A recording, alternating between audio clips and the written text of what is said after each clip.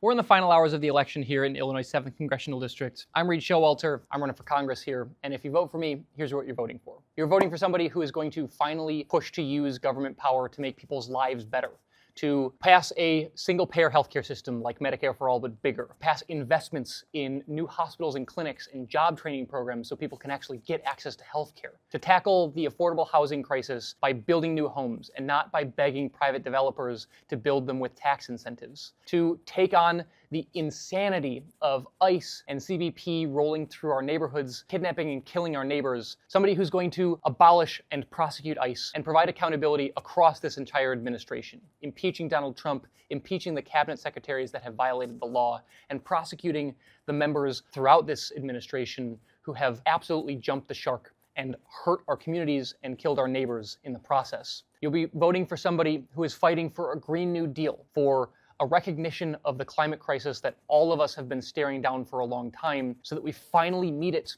with the scale that the crisis deserves, with huge new infrastructure investments, with replacing lead pipes and building new clean energy. You'll be voting for somebody who opposes the unchecked growth of giant financial markets and major monopolies, AI and big tech, and the many ways that they come into our communities and suck up our resources and leave all of the rest of us holding the bag on the consequences reaped by their business decisions. You'll be voting for somebody who wants to get giant monopoly power out of the food and agriculture system, so farmers can make a living wage finally, and so all of the rest of us can get clean, healthy, affordable food that actually exists in the district, that actually exists across the country, with public food distribution, with public grocery, and with investments in the type of agriculture that doesn't create huge climate risks and worker harms in the process. And you'll be voting for somebody who opposes forever wars and the funding of war crimes, genocide, apartheid, and the killing of people across the world in our name.